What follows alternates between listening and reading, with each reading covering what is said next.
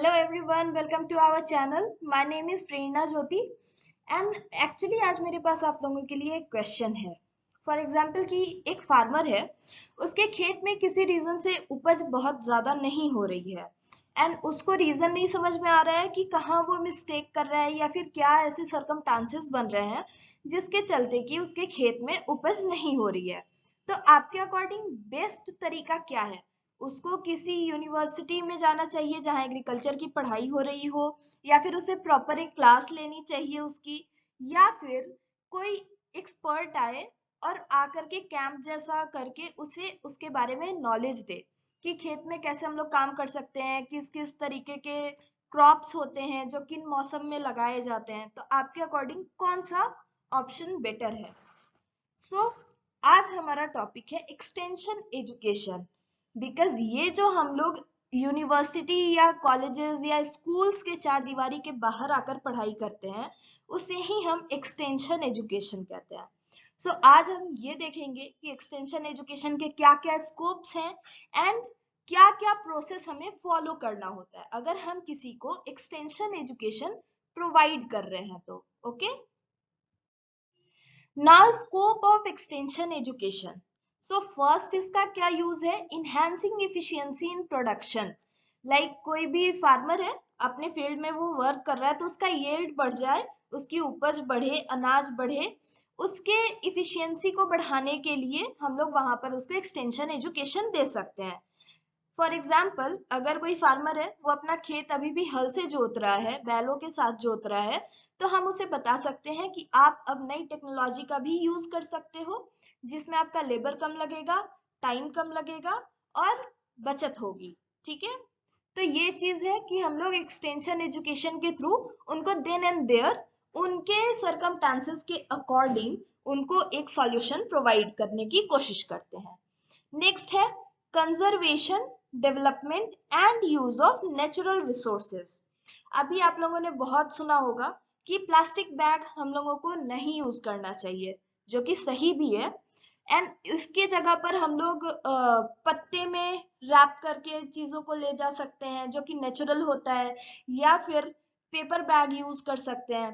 तो ये जो नेचुरल रिसोर्सेज हम लोग यूज करते हैं, इससे क्या होता है कि जो हमारी आने वाली पीढ़ी है उनके लिए रिसोर्सेज का बचत भी होता है एंड हम लोग एक बायो फ्रेंडली चीज को डेवलप भी कर रहे होते हैं. एंड ये सब हम लोग एक्सटेंशन एजुकेशन के थ्रू इनके बारे में जानकारी ले सकते हैं.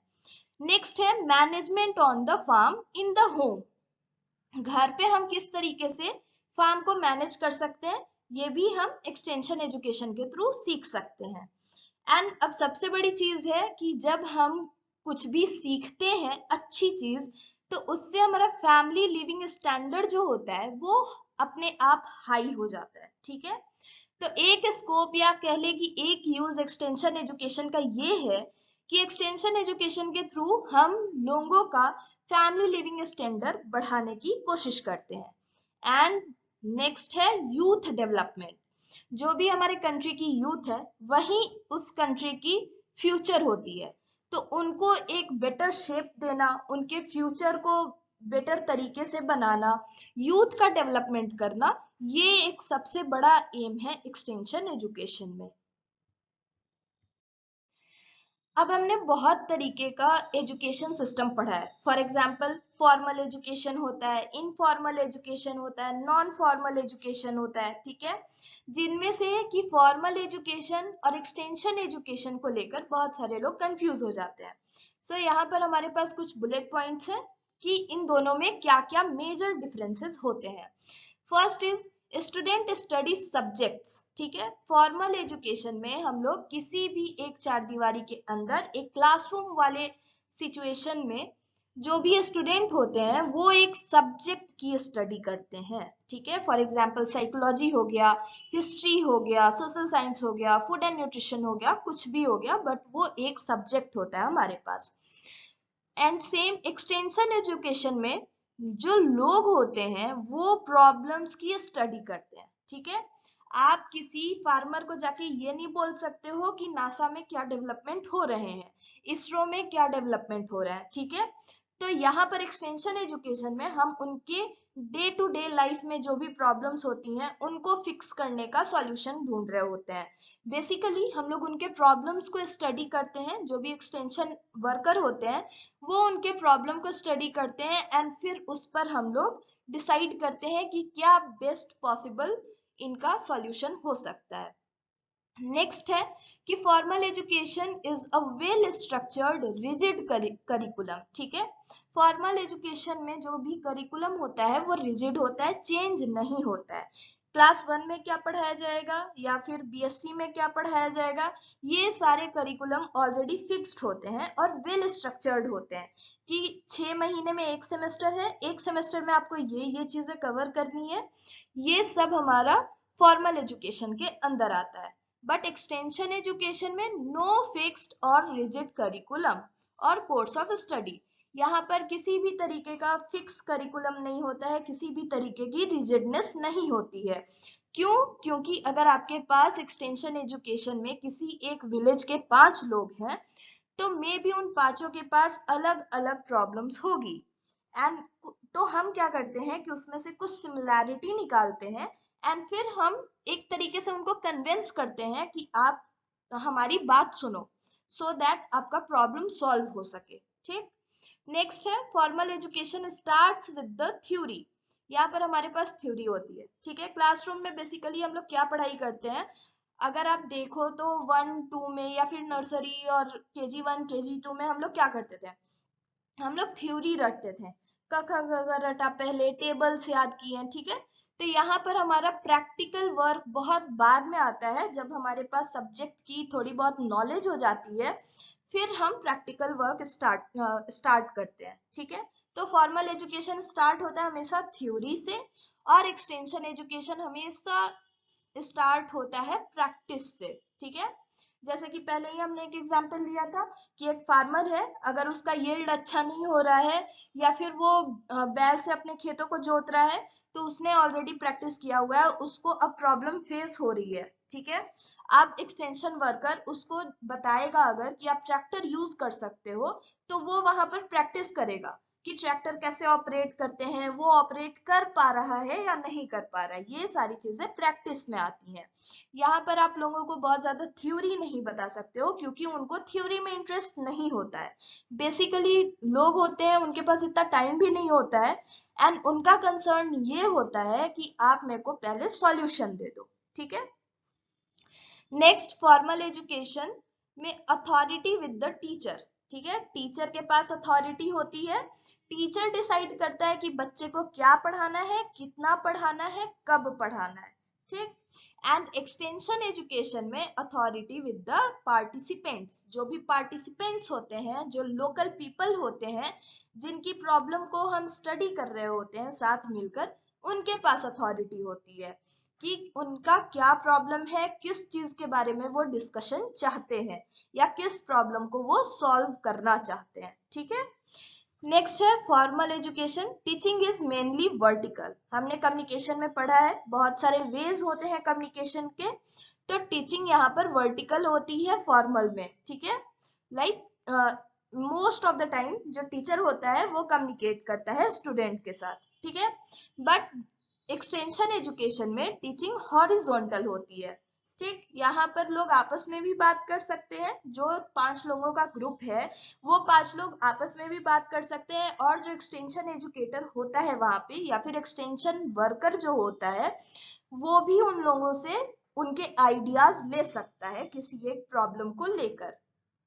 फॉर्मल एजुकेशन में हमारे पास मोस्ट ऑफ द टाइम या आप कह लो कि अक्सर होमोजीनियस ऑडियंस होते हैं। ठीक है, आपने देखा होगा कि कहीं भी आप एडमिशन लेने जाओ उसके पहले या तो आपका इंटरव्यू होता है या फिर आपका एक एंट्रेंस एग्जाम होता है। बेसिकली वो क्या होता है, वो हमारा प्लेसमेंट इवैल्यूएशन होता है। ठीक है, वहां पर जो ऑर्गेनाइजेशन होती है वो देखती है कि बच्चे का लेवल क्या है, इसको किस कैटेगरी में हम डाल सकते हैं, किस क्लास में इसको पढ़ा सकते हैं।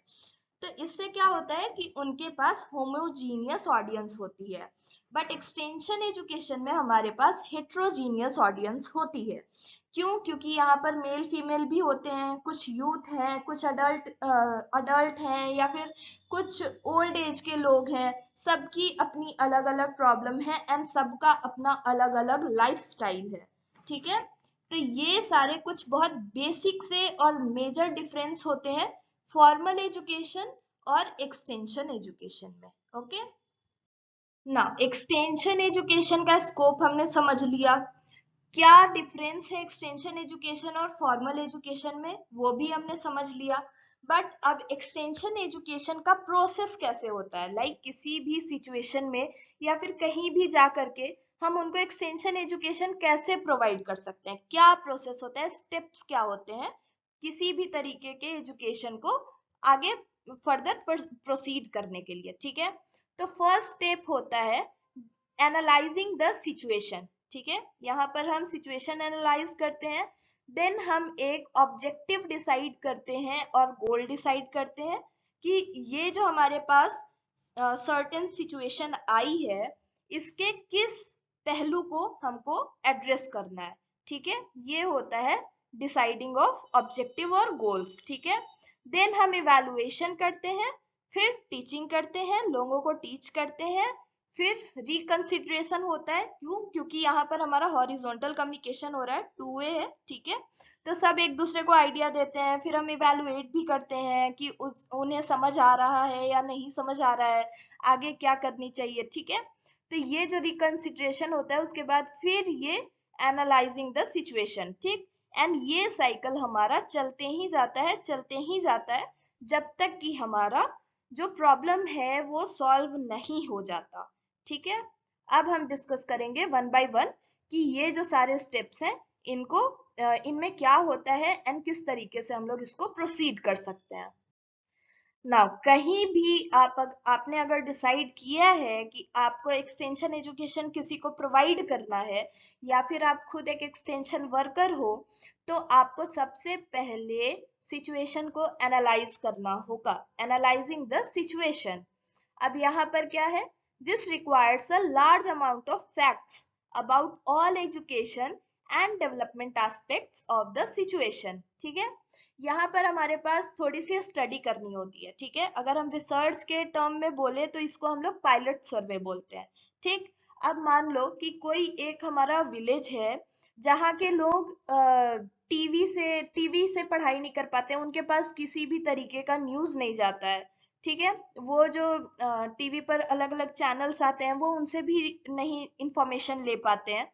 तो अब हम ये एक प्रॉब्लम तो देख रहे हैं, बट अगर हम वहां पर थोड़ा सा पायलट सर्वे करेंगे तो हमको एक फैक्ट पता चलेगा कि इनके यहाँ बिजली ही नहीं है।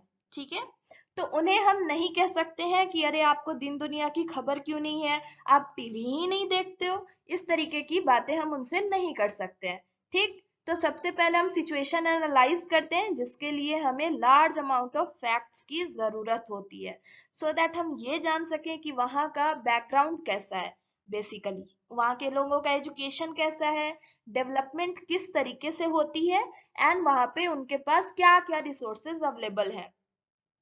Information is needed about the people's interest, needs, education, social custom, farming systems, water bodies। ठीक है, इस तरीके की बहुत सारी और भी जानकारी होती है जो हम लोग इकट्ठा करते हैं, सो दैट हम वहाँ के पीपल को अच्छे तरीके से जान सके, उनके प्रॉब्लम को अच्छे से समझ सके, एंड उनका जो बैकग्राउंड है उससे हम फेमिलियर हो सके।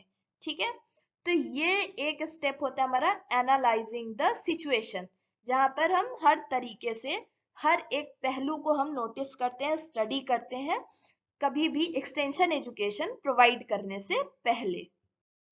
सिचुएशन एनालिसिस के बाद हमारा दूसरा स्टेप्स होगा सेटिंग द ऑब्जेक्टिव्स और goals to be accomplished. The beneficiaries of development programs must be involved in setting and selecting objective। ठीक है, अब जैसे मान लो आपने एक विलेज सेलेक्ट किया, वहां पर बहुत सारी परेशानी है। ठीक है, वहां बिजली नहीं है, दैट्स वाई वहां के लोगों का एजुकेशन अच्छा नहीं है। फॉर एग्जाम्पल आप ये ले लो कि किसी एक एरिया के लोगों का एजुकेशन लेवल अच्छा नहीं है, लिटरेसी लेवल अच्छा नहीं है, तो अब आप जब रीजन देखोगे तो आपको बहुत सारा फैक्टर मिल जाएगा।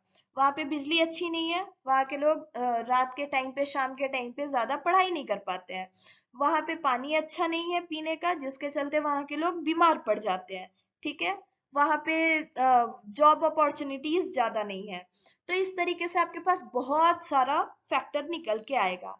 अब आपको उसमें से ये डिसाइड करना होगा कि पहले आपको कौन से फैक्टर को एड्रेस करना है। ठीक है। एंड ये जो हम लोग प्रायोरिटी लिस्ट तैयार करते हैं, इसे ही हम बोलते हैं सेटिंग ऑफ ऑब्जेक्टिव्स और गोल्स। ठीक है।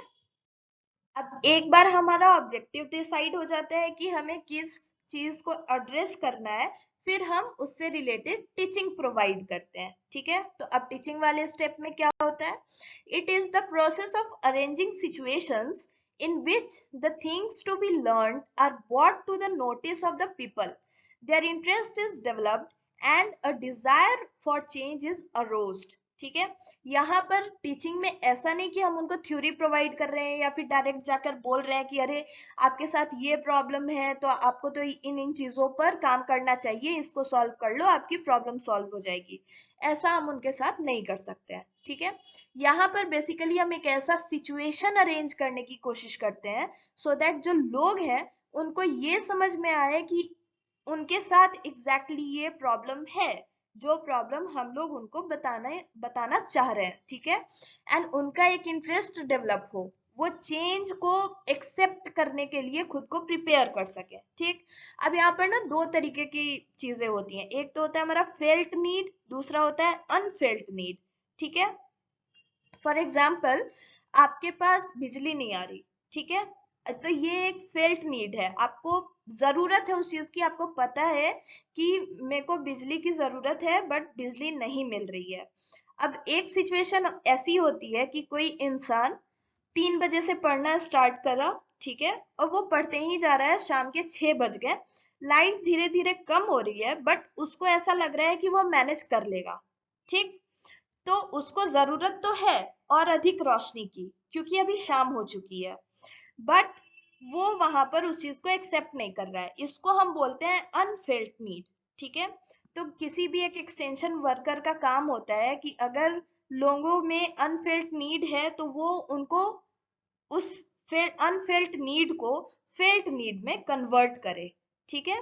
ये भी टीचिंग का पार्ट ही होता है। ओके। अब एक बार हमने उनको टीचिंग प्रोवाइड कर दी, उनको बता दिया कि आपको कैसे क्या करना है, किस तरीके से आपका प्रॉब्लम सॉल्व होगा, वो उस चेंज को एक्सेप्ट करने के लिए भी तैयार हो गए।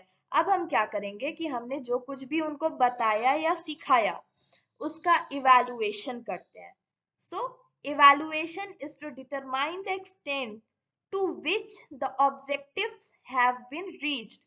जो भी हमारा ऑब्जेक्टिव है वो किस एक्सटेंट तक एड्रेस हो चुका है, अचीव हो चुका है, इस चीज को ही, ये जो हम लोग मापते हैं उसे ही हम इवैल्यूएशन बोलेंगे। ठीक है।